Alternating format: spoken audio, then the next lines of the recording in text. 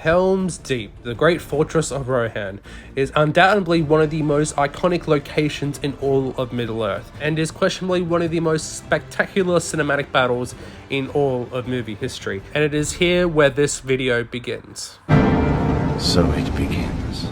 And this all started with battle games in Middle-earth, the classic Partwork magazine series from early 2003, where funnily enough we'll actually be covering on the channel quite soon in a long form video series going through everything. But that is not what this video is about. This video is an inspiration from that series. In one of the 3 specials, the Two Towers special to be precise, there is a game on Helm's Deep. There's this massive Helm's Deep that the White Dwarf studio actually built, and it was from this that my inspiration took place. And the fact that we'll need it in the magazine series, it's just a bit of a bonus as well.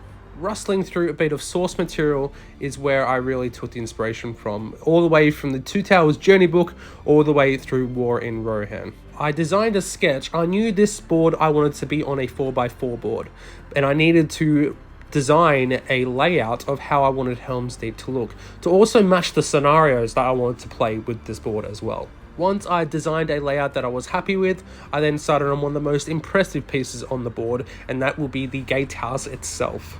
This was the first piece of the build that I went from start to finish with, to see if I was happy with the overall design of the build. I took a lot of inspiration from the Two Towers journey book, and the gatehouse terrain tutorial that is in the book, I took the measurements from that as well. So they are the right measurements from that tutorial. I just made them a bit better using full on XPS foam, not using foam board and stuff like that. Now I was quite happy with the overall design of the gatehouse, but the gate definitely needed some work. Now this went through multiple stages. I think it went through about 3 stages of design process to try and get different gate sections. I went through 3 different gate sections to try and get the gate that I wanted that actually looked like the gate from the film. At least the shape cut out of the gate. The actual gate itself will be built once the more details come into the build. And unfortunately, I don't have a lot of footage of me making the actual gatehouse because I didn't know what I was doing, to be honest. And that is the part of terrain crafting. I knew the size and the shape that I wanted the gatehouse to look like, but I didn't know how tall I wanted it to be. Didn't know what the overall look was going to look like. And that's why I love doing the live streams. Now that's how I built most of Helm's Deep, was on these live streams. Now we live stream every Sunday mostly, and this is where I do a lot of my terrain building. So I built most of the fortress during these live streams, starting from a stencil that I went over with on my original drawing. I then traced this out onto a big piece of XPS foam to try and get the exact shape I wanted onto the foam itself. I then cut these pieces out separately and built the fortress up from that, stacking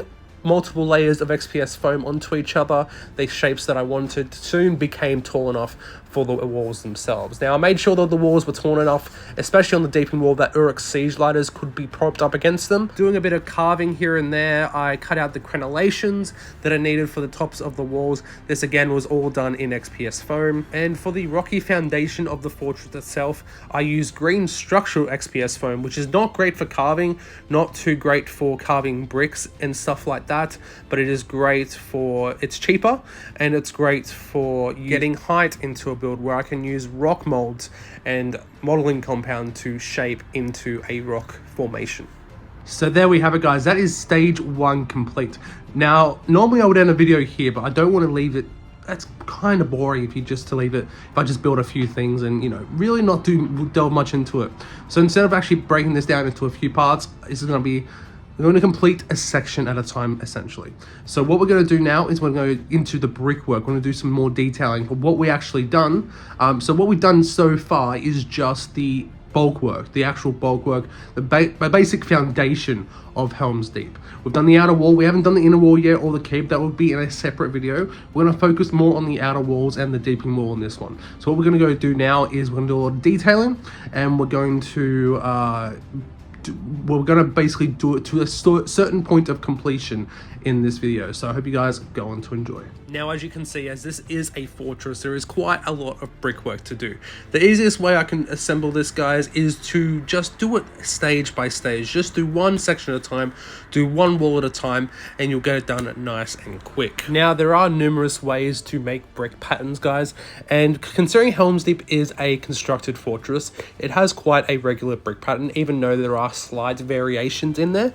But I'm going to take my ruler and along the height of the wall and make a marking every 10 millimeters or so, and that will be the size, that will be the height of every little brick. So we have two, basically for Helm's Deep, we have two sets of bricks. We have a bigger brick and we have a smaller brick. So my smaller bricks are 10 millimeters in height, and my higher bricks are roughly 20 to 25 millimeters in height. Now, using this as a guide, the actual foam joins, I use these as brickwork as well, so it almost blends in together once it's completed. Now, once you're happy with these marks and make sure that they are nice and uniform, use a large blade or a scalpel and gently cut into the surface of the foam, only about 2 or 3 mils down, just enough to break the foam itself. Once you have these lines cut horizontally, we're going to get a pencil and start dragging it down these cut lines very, very lightly,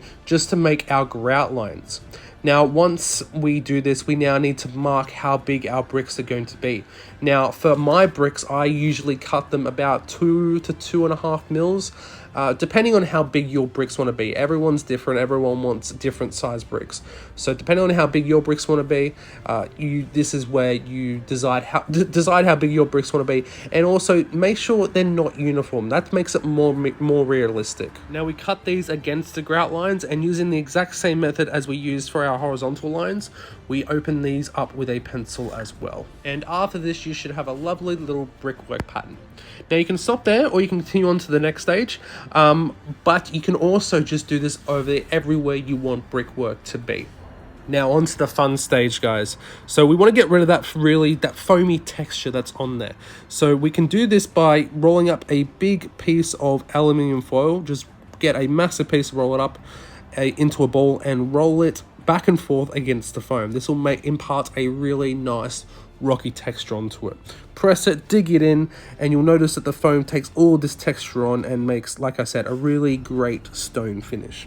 Do this as much as you like, and once you've done that, we need to make a relief in some of these stones to make, and this is what really brings out the realism of this, guys. So to make a really nice, realistic look for your brickwork, all you have to do is push a small flat surface into each individual brick. I use my blade knife case for this. It's just like a little box thing, and all you have to do is to press various blocks along the whole surface, and there really is no steps to this, guys. All you have to do is keep going until you are happy. Really the only thing I would recommend is that you don't do it too uniform. Make it uneven, make it, one here, one there, one everywhere. There really is no skill to this. Just try and make it not too uniform and you'll make it a lot realistic. And this is the step where it makes it really cool. And it's quite simple from there, guys. Just repeating this process all over the entire castle. This is exactly what I did, just taking it piece by piece, section by section, and it does go quite quick. It's actually quite therapeutic in my opinion. And there we go, guys. That is how I get this sculpted brickwork looking like this, and I think it's such an incredible way to do it. It's really nice, it's really simple, really easy, and it's things that you can do with stuff at home. You don't need any special equipment. It's literally just a scalpel, alfoil, and something nice and square to depress those bricks with, and it really works really well. But as you guys can see, it works really well. And unfortunately, that is it for this video, guys. That is all I could get done by the time I wanted to get this video out. Of course, there is so much more to do. There is, of course, the inner court to do, the inner walls. We've just done the outer walls. Of course, we need to paint it. We need to do the rocky texture, but that'll just have to wait until next time. I want to thank you all so much very much for watching. If you guys enjoyed, make sure to leave a like and subscribe if you haven't already.